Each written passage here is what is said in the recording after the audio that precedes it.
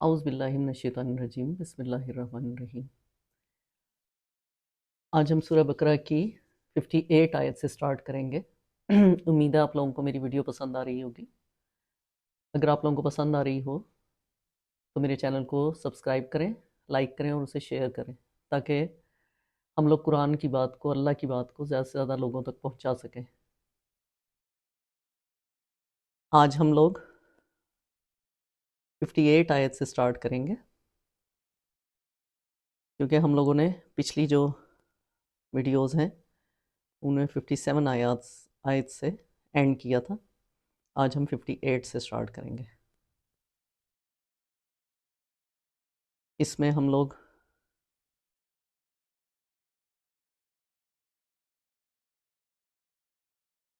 آپ لوگ سوچ رہے ہوں گے کہ ہاں جی یہ پچھلے اس میں ہم لوگوں نے کیا بات کی تھی پچھلی ویڈیو میں۔ پچھلی ویڈیو میں منو سلوہ کا ذکر ہو رہا تھا کہ بنی اسرائیل کو منو سلوہ دیا جاتا تھا لیکن وہ اس پر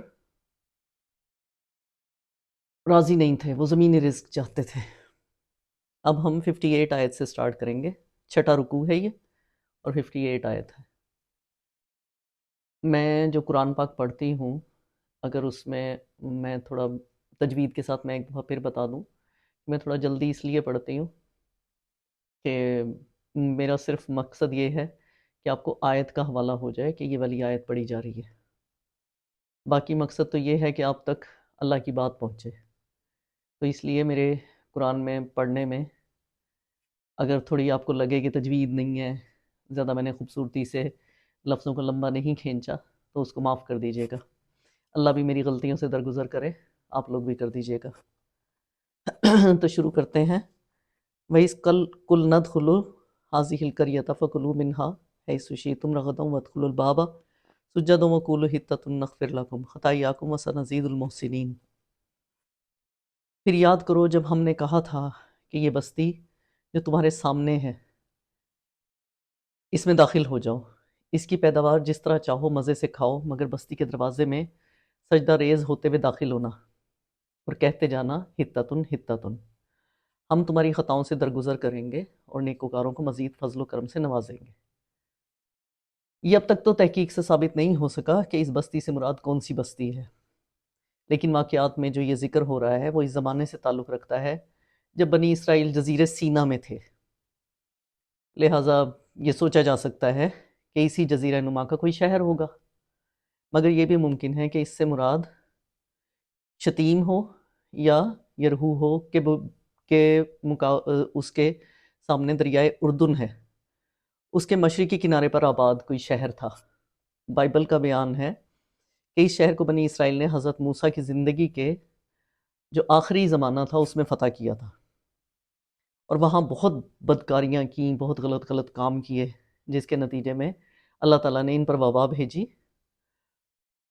اور ہزاروں آدمی ہلاک کر دیے گئے۔ یعنی کہ حکم یہ تھا کہ جابر و ظالم فاتحوں کی طرح کرتے ہوئے نہ جانا اس بستی میں، بلکہ خدا ترسوں کی طرح عاجزی کے ساتھ داخل ہونا، جیسے حضرت محمد صلی اللہ علیہ وسلم فتح مکہ کے موقع پر مکہ میں داخل ہوئے تھے۔ اور حطت ان کے دو مطلب ہو سکتے ہیں، ایک یہ کہ خدا سے اپنی خطاؤں کی معافی مانگتے ہوئے جانا، دوسرے یہ کہ لوٹ مار قتل و عام کی بجائے بستی میں جو رہنے والے لوگ ہیں ان میں عام معافی کا اعلان کرنا، یعنی کہ اپنی دشمنیاں مت نکالنا، ان کو قتل و غارت نہیں کرنا۔ پہلے بادشاہ یہی کیا کرتے تھے، کوئی بھی جگہ اگر فتح کیا کرتے تھے تو وہ اس جگہ پہ بہت قتل عام کرتے تھے، لوگوں کو لوٹ لیتے تھے، جن کے پاس ساز و سامان ہوتا تھا وہ ساز و سامان بھی لوٹ لیتے تھے۔ فَبَدَّلَ الَّذِينَ ظَلَمُوا قَوْلًا غَيْرَ الَّذِي قِيلَ لَهُمْ فَأَنزَلْنَا عَلَى الَّذِينَ ظَلَمُوا رِجْزًا مِّنَ السَّمَاءِ بِمَا كَانُوا يَفْسُقُونَ۔ مگر جو بات کہی گئی تھی ظالموں نے اسے بدل کر کچھ اور کر دیا، آخرکار ہم نے ظلم کرنے والوں پر آسمان سے عذاب نازل کیا، یہ سزا تھی ان نافرمانیوں کی جو وہ کر رہے تھے۔ وَإِذِ اسْتَسْقَىٰ مُوسَىٰ لِقَوْمِهِ فَقُلْنَا اضْرِب بِّعَصَاكَ الْحَجَرَ فَانْفَجَرَتْ مِنْهُ اثْنَتَا عَشْرَةَ عَيْنًا قَدْ عَلِمَ كُلُّ أُنَاسٍ مَّشْرَبَهُمْ كُلُوا وَاشْرَبُوا مِن رِّزْقِ اللَّهِ وَلَا تَعْثُوا فِي الْأَرْضِ مُفْسِدِينَ۔ یاد کرو جب موسیٰ نے اپنی قوم کے لیے پانی کی دعا کی تو ہم نے کہا کہ فلاں چٹان پر اپنا عصا مارو، چنانچہ اس سے 12 چشمے پھوٹ نکلے، اور ہر قبیلے نے جان لیا کہ کون سی جگہ اس کے پانی لینے کی ہے۔ اس وقت یہ ہدایت کر دی گئی تھی کہ اللہ کا دیا ہوا رزق کھاؤ پیو اور زمین میں فساد نہ پھیلاتے پھرو۔ وَإِذْ قُلْتُمْ يَا مُوسَىٰ لَن نَّصْبِرَ عَلَىٰ طَعَامٍ وَاحِدٍ فَادْعُ لَنَا رَبَّكَ يُخْرِجْ لَنَا مِمَّا تُنبِتُ الْأَرْضُ مِن بَقْلِهَا وَكِسَائِهَا وَفُومِهَا وَعَدَسِهَا وَبَصَلِهَا قَالَ أَتَسْتَبْدِلُونَ الَّذِي هُوَ أَدْنَىٰ بِالَّذِي هُوَ خَيْرٌ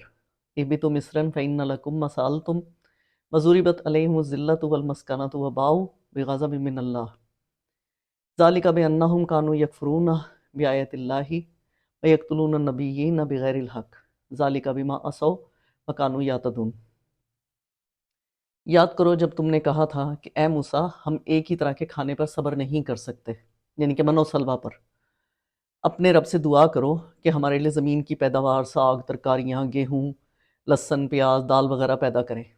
تو موسیٰ نے کہا کیا ایک بہتر چیز کی بجائے تم ادنا درجے کی چیزیں لینا پسند کرتے ہو؟ کسی شہری آبادی میں جا رہو، جو کچھ تم مانگتے ہو وہاں مل جائے گا۔ آخرکار نوبت یہاں تک پہنچی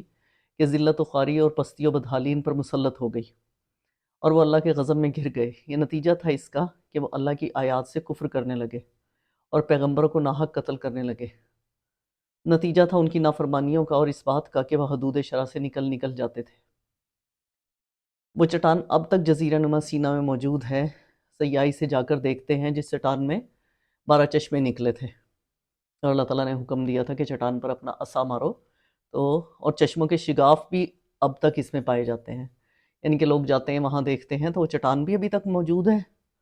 اور اس میں جو جہاں سے چشمے نکلے تھے تو وہ جو سوراخ تھے، یعنی کہ پانی جہاں سے نکلا تھا پتھروں میں سوراخ ہوا تھا، وہ بھی میں یعنی کہ وہاں پہ موجود ہیں ابھی تک۔ 12 چشمے نکالنے میں مصلحت اللہ تعالیٰ کی یہ تھی کہ بنی اسرائیل کے قبیلے بھی 12 ہی تھے۔ خدا نے ہر قبیلے کے لیے ایک الگ چشمہ نکال دیا تاکہ ان کے درمیان پانی پر جھگڑا نہ ہو۔ یہ مطلب نہیں ہے کہ من و سلوہ چھوڑ کر بے مشقت مل رہا ہے وہ چیزیں مانگ رہے ہو جن کے لیے کھیتی باڑی کرنی پڑے گی، بلکہ مطلب یہ ہے کہ جس بڑے مقصد کے لیے تمہیں یہ مشقت کروائی جا رہی تھی کہ تم یعنی کہ عبادت کرو، تمہاری خوراک کا انتظام بھئی اللہ تعالیٰ نے اپنے ذمہ لے لیا تھا، تو اس کے مقابلے میں یعنی کہ تمہیں کام کرنے کی لذت اور یعنی کہ کھانے کی لذت کہ ہم لوگ خود پکائیں، خود اگائیں، خود کریں، اتنی ان کو پیاری تھی کہ اللہ تعالیٰ ان سے کہہ رہا ہے کہ اس مقصد کو چھوڑنے کے لیے تیار ہو، اور ان چیزوں سے محرومی کچھ مدت کے لیے برداشت نہیں کر سکتے۔ آیات سے کفر کرنے کی مختلف صورتیں ہیں، مثلاً ایک یہ ہے کہ خدا کی بھیجی ہوئی تعلیمات میں سے جو بات اپنے خیالات اور خواہشات کے خلاف پائی اس کو ماننے سے صاف انکار کر دیا۔ اکثر لوگ ایسے ہی کرتے ہیں، ہم لوگ بھی اگر کوئی بات کرتے ہیں تو اس کے اندر اگر ان کی اپنی بھی خواہش، اپنی بھی کوئی ہے تو اس میں وہ مان لیتے ہیں، ورنہ پھر وہ بات کو ماننے سے صاف انکار کر دیتے ہیں۔ دوسرے یہ کہ ایک بات کو یہ جانتے ہوئے کہ خدا نے فرمائی ہے، پوری ڈھٹائی اور سرکشی کے ساتھ اس کی خلاف ورزی کی اور حکم الہی کی کچھ پرواہ نہیں کی۔ تیسرے یہ کہ ارشاد الہی کے مطلوب و مفہوم کو اچھی طرح جاننے اور سمجھنے کے باوجود اپنی خواہش کے مطابق اسے بدل دیا۔ بنی اسرائیل نے اپنے اس جرم کو اپنی تاریخ میں خود تفصیل کے ساتھ بیان کیا ہے۔ حضرت سلیمان جب بنی اسرائیل کی سلطنت تقسیم ہو کر 2 ریاستوں میں تقسیم ہو گئی تھی، یروشلم میں اور یہودیہ اور سامریہ کی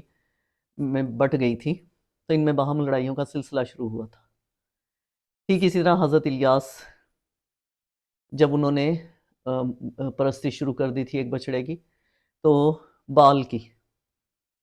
تو یہودیوں کو ملامت کی تھی، تو اسی طرح انہوں نے ان کی عصر نو توحید کی دعوت دی تھی جب انہوں کو حضرت الیاس نے، تو سامریہ کا اسرائیلی بادشاہ اخی اب اپنی مشرک بیوی کی خاطر ہاتھ دھو کر ان کی جان کے پیچھے پڑ گیا۔ پھر جب یہودیہ کی ریاست میں اعلانیہ بت پرستی اور بدکاری ہونے لگی اور زکریا نبی نے اس کے خلاف آواز بلند کی، تو شاہ یہود یواس کے حکم سے انہیں عین ہیکل سلیمانی میں قربان گاہ کا جو وہاں پہ قربان گاہ تھی ہیکل سلیمانی میں جہاں پہ وہ لوگ قربانی کیا کرتے تھے،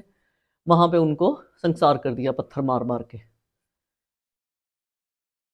ایک اور نبی حضرت آموس کے متعلق لکھا ہوا ہے بائبل میں کہ جب انہوں نے سامریہ کی اسرائیلی ریاست کو اس کی گمراہیوں اور بدکاریوں پر ٹوکا اور ان کی حرکات کے برے انجام سے خبردار کیا تو انہیں نوٹس دیا گیا کہ ملک سے نکل جاؤ اور باہر جا کر اپنی جو نبوت ہے اس کو چلاؤ۔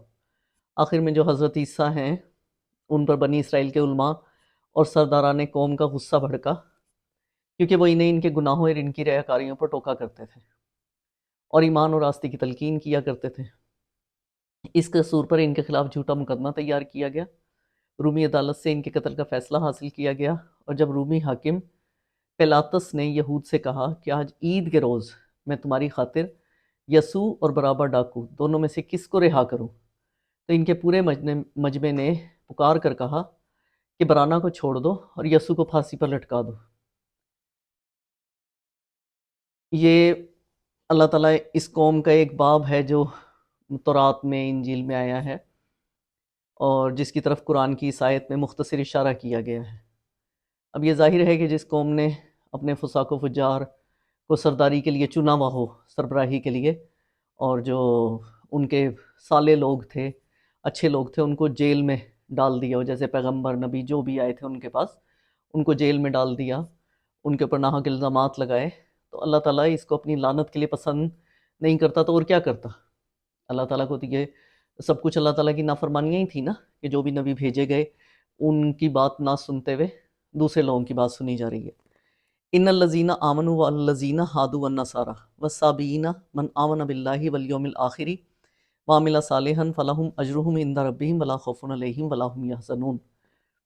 یقین جانو کہ نبی عربی کو ماننے والے ہوں یا یہودی عیسائی ہوں یا صابی، جو بھی اللہ اور روز آخر پر ایمان لائے گا اور نیک عمل کرے گا اس کا اجر اس کے رب کے پاس ہے، اور اس کے لیے کسی خوف اور رنج کا موقع نہیں ہے۔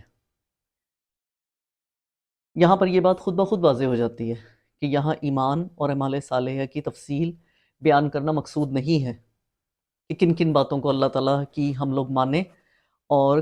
کون کون سے ہم عمل کریں گے تو خدا کے ہاں اس کا اجر ہمیں اچھا ملے گا۔ یہ چیزیں اپنے اپنے موقع پر تفصیل کے ساتھ آ جائیں گی قرآن پاک میں کہ کون سے عمل ہم لوگ کریں گے تو اچھے عمل کا ہمیں اچھا اجر ملے گا، برے عمل کا برا ملے گا، وہ پورے قرآن پاک میں آ جائیں گی، تو یہاں پہ یہ مقصود نہیں ہے۔ یہاں پہ صرف اور صرف یہودیوں کا جو ان کا ایگزام تھا اس کی تردید اللہ تعالیٰ کر رہا ہے کہ صرف یہودی گروہ کو نجات کا ادارہ سمجھتے تھے کہ جو یہودی گروہ ہیں، جو ان کے علماء کرام ہیں، وہ ہماری نجات کا ذریعہ بنیں گے، یعنی کہ ہم ان سے اگر دعائیں کروائیں گے وہ نیک ہیں۔ ان کو جو سمجھتے تھے وہ اس خیال خام میں مبتلا تھے کہ ان کے گروہ جو ہیں، جو یہودی علماء ہیں، مشائخ ہیں، ان کے جو گروہ ہیں ان کا اللہ سے کوئی خاص رشتہ ہے جو دوسرے انسانوں سے نہیں ہے، لہٰذا جو ان کے گروہ سے تعلق رکھتا ہے، خواہ ان کے عمل جو بھی ہوں، عقیدے جو بھی ہوں، وہ عقائد کے لحاظ سے جیسا بھی ہو، بہرحال نجات اس کے لیے مقدر ہے، یعنی کہ وہ جو مرضی کرے، بدکاری کرے، سود کھائے، جو مرضی جتنے بھی برے کام ہیں وہ سب کرے، لیکن وہ یہ سمجھتے تھے ہم ان سے منسوب ہیں تو ہم لوگ نجات ہمارا مقدر ہے، اور باقی تمام انسان جو ان کے گروہ سے باہر ہیں وہ صرف جہنم کا ایندھن بننے کے لیے پیدا ہوئے ہیں، یعنی کہ ان کو یہ ہوتا تھا کہ جو ہمارے گروہ میں شامل نہیں ہے، ہمارے اکابرین کو، ہمارے علماء کو نہیں مانتا، وہ انسان میں یعنی کہ اس قابل ہی نہیں ہے کہ اس کو اللہ تعالیٰ معاف کرے گا۔ تو اسی لیے اس غلط فہمی کو دور کرنے کے لیے یہاں پہ اللہ تعالیٰ فرما رہا ہے کہ اللہ کے ہاں جو اصل چیز ہے وہ تمہاری یہ گروہ بندیاں نہیں ہیں کہ تم کسی گروہ سے، کسی جگہ سے تم وابستہ ہو، بلکہ وہاں جو کچھ بھی ہے وہ اعتبار کے قابل کیا ہے اللہ تعالیٰ کی نظر میں، وہ ہے ایمان اور عمل صالح۔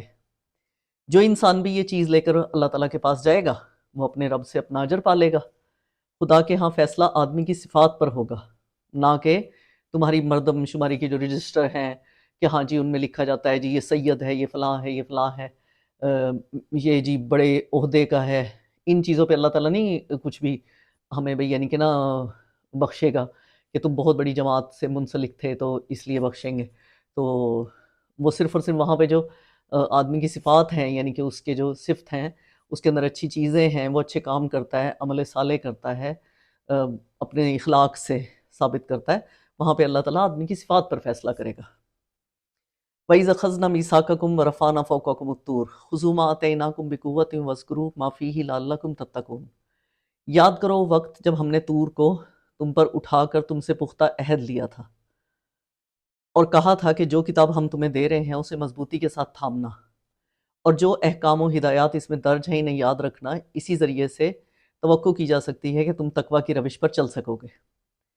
اس واقعے کو قرآن پاک میں مختلف مقامات پر جس انداز میں بیان کیا گیا ہے، اس سے یہ بات صاف ظاہر ہوتی ہے کہ اس وقت بنی اسرائیل میں ایک بہت مشہور واقعہ تھا یہ، یعنی کہ بنی اسرائیل کے جو لوگ تھے وہ یہ جانتے تھے، اور اس کی پوری تفصیل بھی ان کی کتابوں میں موجود تھی۔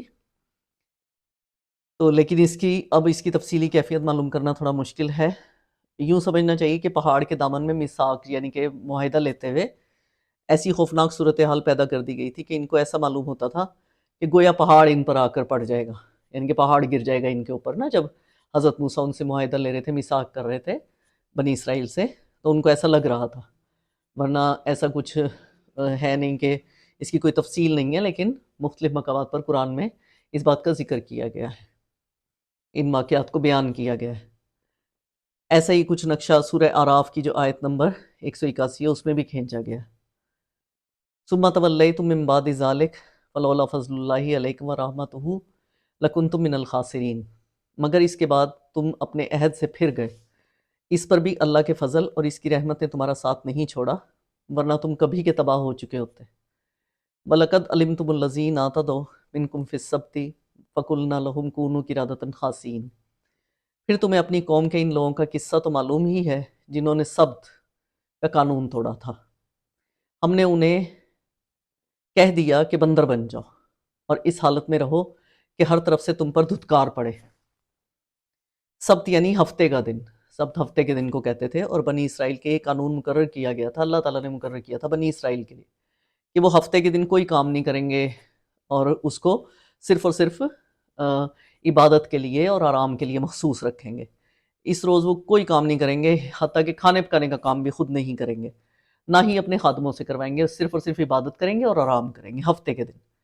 اس لیے یہاں پر یہ جو تاکیدی احکامات ہیں کہ جو شخص اس مقدس دن کی حرمت کو توڑے گا وہ واجب القتل ہے۔ لیکن جب بنی اسرائیل پر اخلاقی اور دینی انحطاط کا دور آیا تو وہ یعنی کہ انہوں نے ہر چیز، اپنے اخلاق، اپنی دنیاوی تعلیمات، ان سب چیزوں سے وہ ہٹ گئے، مختلف کاموں میں پڑ گئے، بدکاریوں میں، تو انہوں نے اس سبت کی بھی بے حرمتی کرنے لگ گئے۔ یعنی کہ ان کے شہروں میں کھلے عام سبت کے روز تجارت بھی ہوتی تھی، سارے کام ہوتے تھے، اور وہ لوگ یعنی کہ عبادت نہیں کرتے تھے، سارے کام کھلے عام ہو رہے ہوتے تھے۔ ہفتے کے دن کو انہوں نے کوئی اہمیت نہیں دی۔ اس واقعے کی تفصیل آگے سورہ اعراف میں آئے گی۔ ان کے بندر بنائے جانے کی کیفیت میں تھوڑا سا اختلاف ہے۔ کچھ لوگ یہ کہتے ہیں کہ ان کی جسمانی حیت بگاڑ کر بندروں کی سی کر دی گئی تھی، اور بعض اس کے معنی یہ لیتے ہیں کہ ان میں بندروں کی سی صفات پیدا ہو گئی تھی، لیکن قرآن کے الفاظ اور انداز بیان سے ایسا لگتا ہے کہ یہ اخلاقی طور پر نہیں تھا کہ وہ اندر سے بندر بنا دیے گئے تھے۔ ان کا جو حیت تھی یعنی کہ جسمانی جو تھے، جس میں یعنی کہ وہ ان کے دماغ اسی حالت میں تھے جیسے انسانوں کے دماغ ہوتے ہیں، لیکن ان کو جسمانی طور پر بندر بنا دیا گیا تھا۔ فَجَعَلْنَاهَا نَكَالًا لِمَا بَيْنَ يَدَيْهَا وَمَا خَلْفَهَا وَمَوْعِظَةً لِلْمُتَّقِينَ۔ اس طرح ہم نے ان کے انجام کو اس زمانے کے لوگوں اور بعد کی آنے والی نسلوں کے لیے عبرت اور ڈرنے والوں کے لیے نصیحت بنا کر چھوڑا۔ وَإِذْ قَالَ مُوسَىٰ لِقَوْمِهِ إِنَّ اللَّهَ يَأْمُرُكُمْ أَن تَذْبَحُوا بَقَرَةً قَالُوا أَتَتَّخِذُنَا هُزُوًا قَالَ أَعُوذُ بِاللَّهِ أَنْ أَكُونَ مِنَ الْجَاهِلِينَ۔ پھر وہ واقعہ یاد کرو جب موسیٰ نے اپنی قوم سے کہا کہ اللہ تمہیں ایک گائے ذبح کرنے کا حکم دیتا ہے۔ کہنے لگے کیا تم ہم سے مذاق کرتے ہو؟ موسیٰ نے کہا میں اس سے خدا کی پناہ مانگتا ہوں کہ جاہلوں کی سی باتیں کرو۔ قالوا ادع لنا ربك يبين لنا ما هي قال انه يقول انها بقرة لا فارض ولا بکر اوان بین ذلک فافعلوا ما تؤمرون۔ وہ بولے اچھا اپنے رب سے درخواست کرو کہ وہ ہمیں گائے کی کچھ تفصیل بتا دے۔ موسیٰ نے کہا اللہ کا ارشاد ہے کہ وہ ایسی گائے ہونی چاہیے جو نہ بوڑھی ہو نہ بچیا ہو، یعنی کہ اس کی نارمل عمر ہو، نا کہ بالکل بچی بھی نہ ہو اور بوڑھی بھی نہ ہو، بلکہ اوسط عمر کی ہو، لہٰذا جو حکم دیا جاتا ہے اس کی تعمیل کرو۔ قالوا ادع لنا ربك يبين لنا ما لونها قال انه يقول انها بقرة صفراء فاقع لونها تسر الناظرین۔ پھر کہنے لگے اپنے رب سے اور پوچھ دو کہ اس کا رنگ کیسا ہو۔ موسیٰ نے کہا وہ فرماتا ہے زرد رنگ کی گائے ہونی چاہیے جس کا رنگ ایسا شوخ ہو کہ دیکھنے والے کا جی خوش ہو جائے۔ قالوا ادع لنا ربك يبين لنا ما هي ان البقرة تشابه علينا وإنا ان شاء اللہ لمهتدون۔ پھر بولے اپنے رب سے صاف صاف پوچھ کر بتاؤ کیسی گائے مطلوب ہے، ہمیں اس کی تعین میں اشتباہ ہو گیا ہے، اللہ نے چاہا تو ہم اس کا پتہ لگا لیں گے۔ قال انه يقول انها بقرة لا ذلول تثير الارض ولا تسقي الحرث مسلمة لا شية فيها قالوا لا جئت بالحق فذبحوها وما كادوا يفعلون۔ موسیٰ نے جواب دیا اللہ کہتا ہے کہ وہ ایسی گائے ہے جس سے خدمت نہیں لی جاتی، نہ وہ زمین جوتتی ہے نہ پانی کھینچتی ہے، صحیح سالم اور بے داغ ہو۔ اس پر وہ پکار اٹھے کہ ہاں اب تم نے ٹھیک پتہ بتایا ہے۔ پھر انہوں نے اسے ذبح کیا، ورنہ ایسا نہ کرتے معلوم نہ ہوتے تھے کہ وہ چاہ رہے تھے کہ ہیلے بہانے کر کے ہم اس بات کو ٹال دیں۔ ان لوگوں نے اپنی ہمسایہ قوموں سے گائے کی عظمت اور تقدیس اور گاؤ پرستی کی جو ان کو چھوت کی بیماری لگ گئی تھی کہ جو ان کے ہمسایہ قومیں کر رہی تھیں، گائے کی پرستش کرتی تھیں، اس کو ذبح نہیں کرتی تھیں، اس لیے ان کو یہ حکم دیا گیا تھا بنی اسرائیل کو کہ تم گائے ذبح کرو۔ ان کے ایمان کا امتحان اسی طرح ہو سکتا تھا کہ بھی جو چیز وہ کر رہے ہیں اس کی پرستش کر رہے ہیں تو اسی کو اگر ذبح کریں گے تو یہ بات ثابت ہو جائے گی کہ اللہ تعالیٰ کے علاوہ کسی کو معبود نہیں بنا رہے۔ تو یہ عقیدہ اختیار کرنے سے پہلے جس بت کو معبود سمجھتے رہے ہیں اس کو اپنے ہاتھوں سے توڑ دیں۔ یہ امتحان بہت کڑا امتحان تھا، دلوں میں پوری طرح ایمان اترا ہوا تھا، اس لیے انہوں نے ٹالنے کی کوشش کی اور تفصیلات پوچھنے لگے، مگر جتنی تفصیلات وہ پوچھتے گئے اتنے ہی گھرتے چلے گئے، کیونکہ اللہ تعالیٰ نے جو بتاتے چلے گئے وہ، اور یہاں تک کہ آخرکار اسی قسم کی گائے اللہ تعالیٰ نے جو نشانیاں بتائیں تو اسی گائے کی وہ پرستش کیا کرتے تھے۔ تو اسی لیے باقاعدہ یعنی کہ جو بتایا گیا تو وہ اسی طرف اشارہ تھا، بائبل میں بھی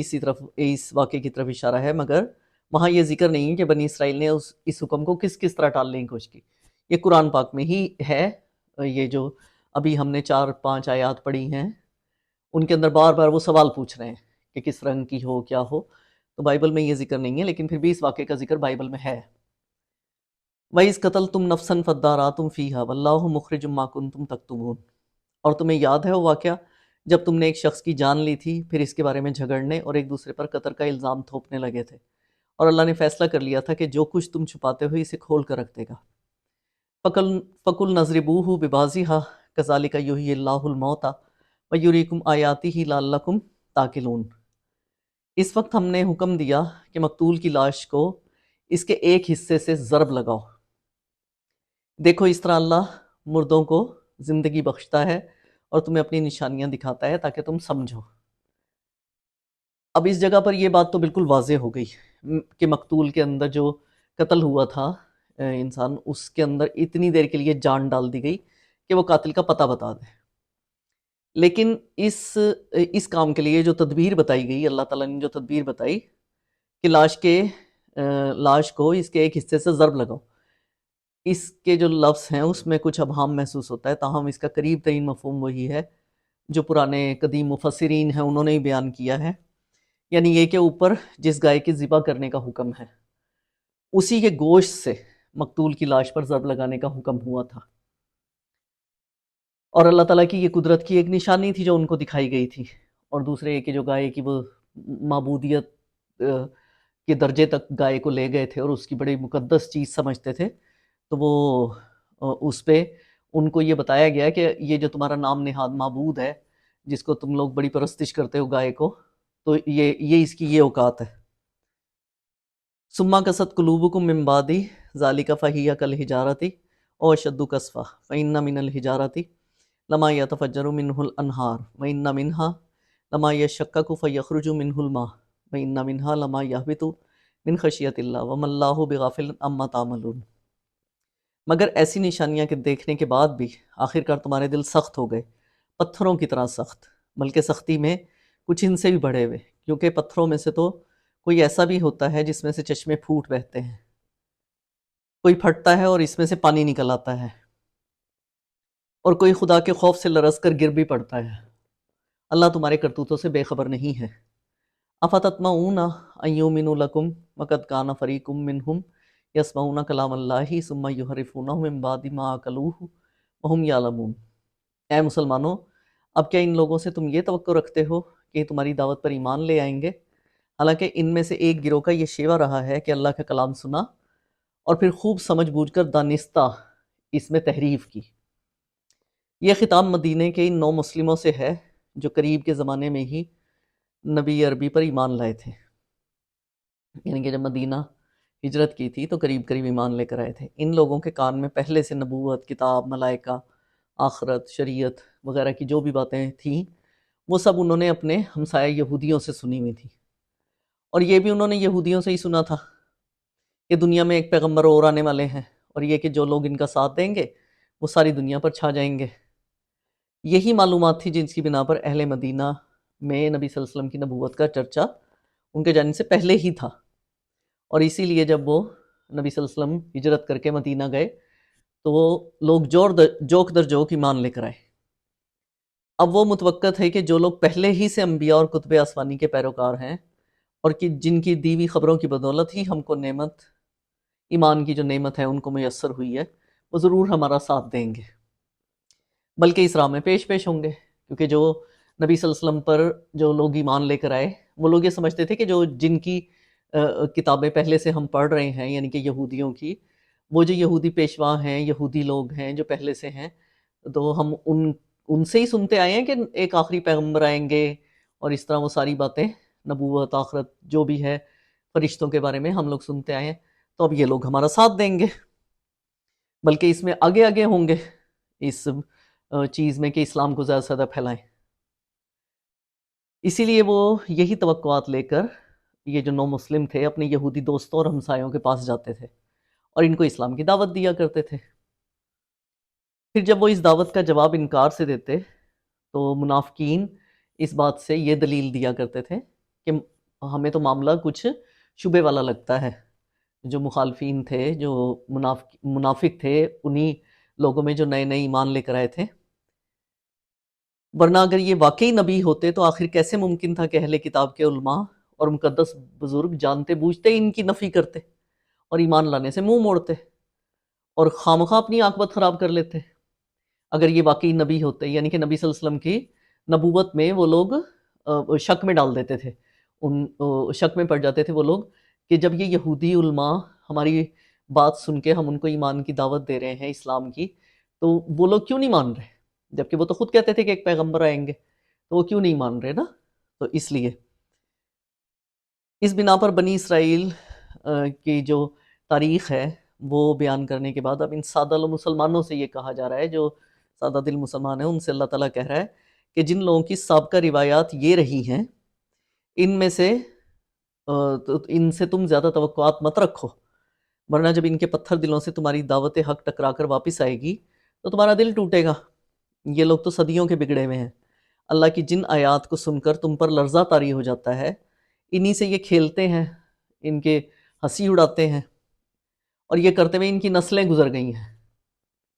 دین حق کو مسخ کر کے یہ اپنی خواہشات کے مطابق ڈھال چکے ہیں، یعنی کہ ان کو بھی جو دین بھیجا گیا تھا وہ دین تو ایک ہی ہے نا، جتنے بھی نبی آئے وہ اللہ تعالیٰ کا ایک ہی پیغام لے کر آئے، کوئی پیغام کہیں بھی بدلا نہیں ہے، لیکن ان لوگوں نے اپنے یعنی کہ دین حق کو اپنی خواہشات کے مطابق بدل دیا ہے، اور اسی مشق شدہ دین سے یہ نجات کی امیدیں لگا کر بیٹھے ہوئے ہیں کہ یہ جو ہم لوگوں نے جو چینجنگ کی ہے، ہم نے جو چینج کی ہیں چیزیں دین میں، وہی ہماری نجات کا ذریعہ بھی وہی بنیں گی۔ ان سے یہ توقع رکھنا فضول ہے کہ حق کی آواز بلند ہوتے ہی ہر طرف سے دوڑے چلے آئیں گے۔ ایک گروہ سے مراد ان کے علماء اور حاملین شریعت ہیں، کلام اللہ سے مراد تورات، زبور، دوسری کتابیں ہیں، اور ان لوگوں کو ان کے انبیاء کے ذریعے پہنچی۔ تحریف کا مطلب یہ ہے کہ بات کے اصل معنی اور مفہوم کو ہٹا کر اپنی خواہش کے مطابق آپ اس چیز کو چینج کر دو، یعنی کہ اس میں تحریف کرنا یہ ہوتا ہے۔ وَإِذَا لَقُوا الَّذِينَ آمَنُوا قَالُوا آمَنَّا وَإِذَا خَلَا بَعْضُهُمْ إِلَىٰ بَعْضٍ قالوا اتحدثونا بما فتح اللہ علیکم لیحاجوکم بہ عند ربکم افلا تعقلون۔ محمد رسول اللہ صلی اللہ علیہ وآلہ وسلم پر ایمان لانے والوں سے ملتے ہیں تو کہتے ہیں کہ ہم بھی انہیں مانتے ہیں، اور جب آپس میں ایک دوسرے سے تخلیے میں بات چیت ہوتی ہے تو کہتے ہیں کہ بے وقوف ہو گئے ہو، ان لوگوں کو وہ باتیں بتاتے ہو جو اللہ نے تم پر کھولی ہیں تاکہ تمہارے رب کے پاس تمہارے مقابلے میں انہیں حجت میں پیش کریں۔ یعنی وہ آپس میں ایک دوسرے سے کہتے تھے کہ تورات اور دیگر جو آسمانی کتابیں ہیں ان میں جو پیشن گوئیاں اس نبی کے متعلق موجود ہیں، یا جو آیات اور تعلیمات ہماری مقدس کتابوں میں ملتی ہیں جن سے ہماری موجودہ روش پر گرفت ہو، یعنی کہ جو بھی آیات ایسی تھیں جو ان کی جو جس طرح وہ زندگی گزار رہے تھے اس پر اللہ تعالیٰ کی گرفت ہو سکے، انہیں مسلمانوں کے سامنے بیان نہیں کرو، ورنہ یہ تمہارے رب کے سامنے ان کو تمہارے خلاف پیش کریں گے تمہارے رب کے سامنے۔ یہ تھا اللہ کے متعلق ان ظالموں کا فساد، ان کے عقیدے کا حال یہ تھا کہ ہاں جی یہ اگر ہم لوگ یعنی کہ ان آیات کو پیش کریں گے جو ہماری اپنی کتابوں میں بھی ہیں، جس میں نبی صلی اللہ علیہ وسلم کے آخری نبی ہونے کا بتایا گیا کہ ایک پیغمبر آئیں گے، ان سب چیزوں کو تم ان کو مت بتاؤ۔ گویا وہ اپنے نزدیک یہ سمجھتے تھے کہ اگر دنیا میں وہ اپنی جو تحریف شدہ چیزیں ہیں اور اپنی حق پوشی کو چھپا لے گئے ہیں تو آخرت میں ان پر یہ مقدمہ نہیں چل سکے گا، آخرت میں تو سب کچھ کھل جائے گا۔ اسی لیے اللہ تعالیٰ اس جگہ پر یہ بات کر رہے ہیں، اولا یعلمون ان اللہ یعلم ما یسرون وما یعلنون، اور کیا یہ جانتے نہیں ہیں کہ جو کچھ یہ چھپاتے ہیں اور جو کچھ ظاہر کرتے ہیں اللہ کو سب باتوں کی خبر ہے۔ وَمِنْهُمْ أُمِّيُّونَ لَا يَعْلَمُونَ الْكِتَابَ إِلَّا أَمَانِيَّ وَإِنْ هُمَا إِلَّا يَظُنُّونَ، ان میں سے ایک دوسرا گروہ امیوں کا ہے جو کتاب کا علم رکھتے نہیں، بس اپنی بے بنیاد امیدوں اور آرزوؤں کو لیے بیٹھے ہیں اور محض وہم و گمان پر چلے جا رہے ہیں۔ یہ ان کے عوام کا حال تھا۔ علم کا کتاب تو ان کے پاس تو تھا نہیں، بالکل کورے تھے، وہ کچھ بھی نہیں جانتے تھے کہ اللہ نے اپنے کتاب میں دین کے کیا اصول بتائے ہیں، اخلاق کیا بتایا ہے، شریعت کیا بتائی ہے۔ ان کے تورات میں، انجیل میں شریعت کے بارے میں، حکمت کے بارے میں کیا باتیں ہیں، اور انسان کی جو کامیابی ہے وہ کن چیزوں پر ہے۔ اس علم کے بغیر یعنی کہ اس علم کو حاصل کیے بغیر وہ اپنی طرف سے مفروضے، اپنی خواہشات، ان کی گھڑی باتیں، ان کو وہ دین سمجھ لیتے تھے اور جھوٹی توقعات پر جی رہے تھے۔ آج ہم نے سورہ بقرہ کی آیت نمبر 78 تک مختصر ترجمہ اور تفسیر کی ہے۔ امید ہے آپ کو پسند آ رہی ہوگی، اس لیے آپ میرے چینل کو سبسکرائب کریں، لائک کریں، شیئر کریں۔ اللہ حافظ، اگلی ویڈیو میں ملتے ہیں۔